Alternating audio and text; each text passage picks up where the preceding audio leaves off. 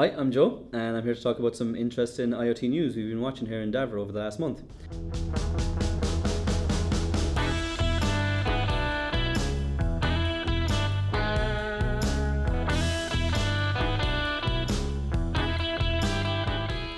The first story we have is another Microsoft acquisition. They've just acquired CyberX for $170 million.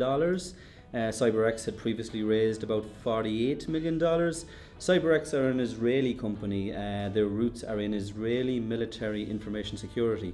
They focus on detecting security breaches, stopping, detecting and predicting security breaches in industrial IoT environments. So CyberX are able to monitor traffic for threats and anomalies, like for example malware that's kind of infecting systems, or even just IoT devices that are acting a bit strange, the behavior of devices. The really nice thing about them is they're agentless, so you don't have to actually install anything on your devices. They really just operate at the network and the protocol level, and they can passively inspect that traffic and spot these patterns that are suspicious. Now, this ability to spot network traffic and to passively inspect network traffic is a bit of a crowded area. It's been around for a while. Like for example, the ability to look at a network stream of network traffic and spot a pattern like a source address that's hitting you with constant 1-byte SYN packets, like that identifying that pattern as a DOS attack. So that's been around for a while, that type of capability. But what CyberX have done to make this more relevant to IoT is that they've taken this generic IP analytics and they've overlaid that with a deeper understanding of the industrial IoT protocols. So really they've taken this cybersecurity threat intelligence approach from the IT world and are bringing it to OT networks. So for example, if you've got a HMI communicating with a PLC, from a network perspective, the transactions over and back between those two may look fine, but when you apply a deeper understanding of a protocol, like for example OPC, you can actually spot that some of those transactions are unauthorized. Their system learns as well, so over time it takes data from the devices and the network, so it learns what a healthy device looks like and what good normal conversations look like, and is able to learn and spot anomalies based off that baseline. It has a suite of patented AI models that it uses to learn. So look, at Microsoft are saying this is going to complement the Azure suite, like things like Azure Sentinel, for example. This is all part of Microsoft's big IoT investment strategy. In 2018, Microsoft announced that they would be investing $5 billion in IoT, and CyberX are their latest bet. And it makes a lot of sense as well that security is a cornerstone of Microsoft's investments. There's been too many examples recently of security flaws related to poorly written solutions or poorly maintained solutions. So this looks like a big push by Microsoft to position themselves as the best cloud provider to help you secure your industrial IoT environments. So the next story that caught my eye this month is a company called Helium. So Helium have just received $51 million of funding to launch the world's first peer-to-peer wireless network. The goal here is to create a decentralized IoT network that belongs to the people, not the telcos. That's the goal. To join the network is simple. You purchase a hotspot and you plug it into your network. So if you've got Wi-Fi at home or whatever, you just plug the hotspot in. The hotspot comes, as well as being able to just connect to your internet seamlessly, it comes with a LoRaWAN radio built in, and this is the IoT side of the device, where it's able to communicate a range of about 10 miles. And to send data on that network, then people with devices can then transmit data, sensor data through your hotspot. What makes this network really interesting is the reward and transaction layer that Helium have built on top of the network using blockchain technology.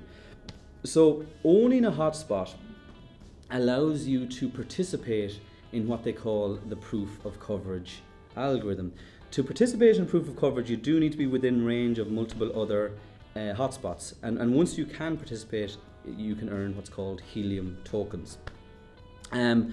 The proof of coverage, though, essentially what it is an algorithm that proves that your hotspot is where it says it is in terms of location, and it also proves that you've got a good, stable internet connection.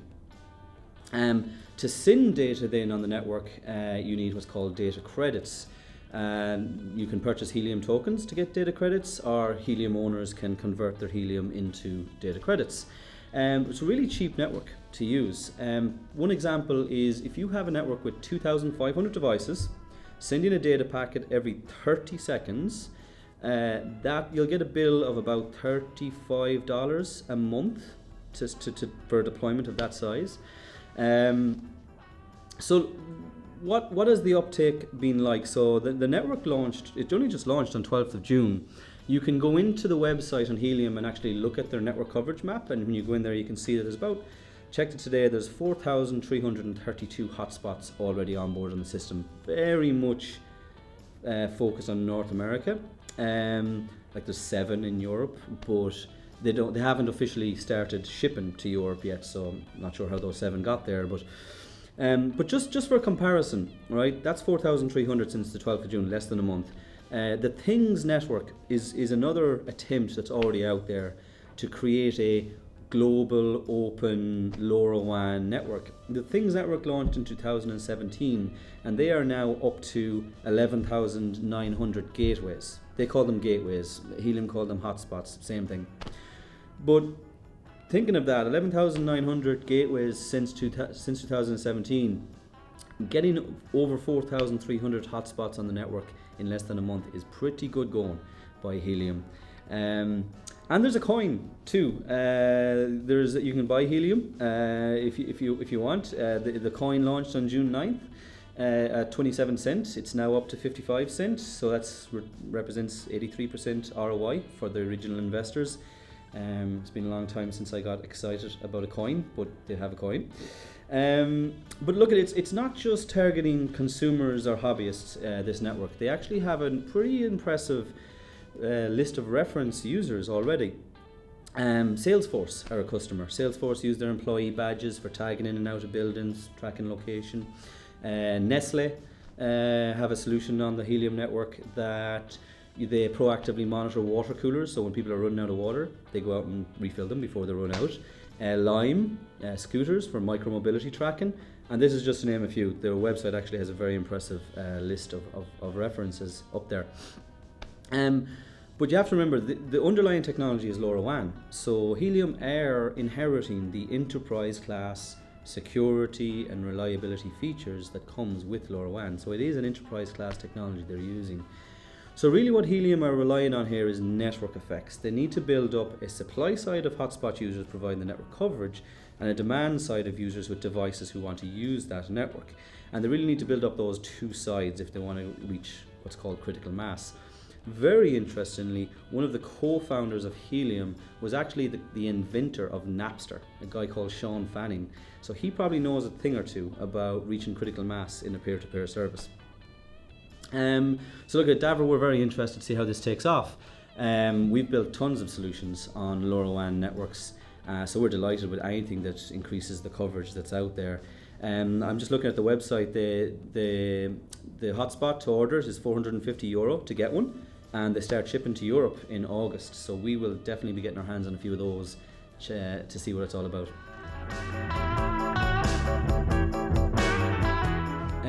So look at the final story I have is a story from South America.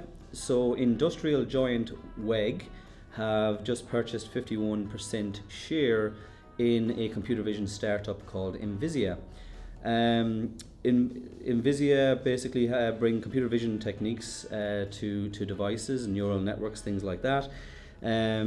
So if you haven't heard of WEG, WEG are one of the most globalized companies in the world. They have 31,000 employees based across 135 countries. They founded in 1961. Their main markets are motors, automation, energy, transmissions and coatings. They compete with Siemens and Emerson in these markets. Motors is definitely their biggest business.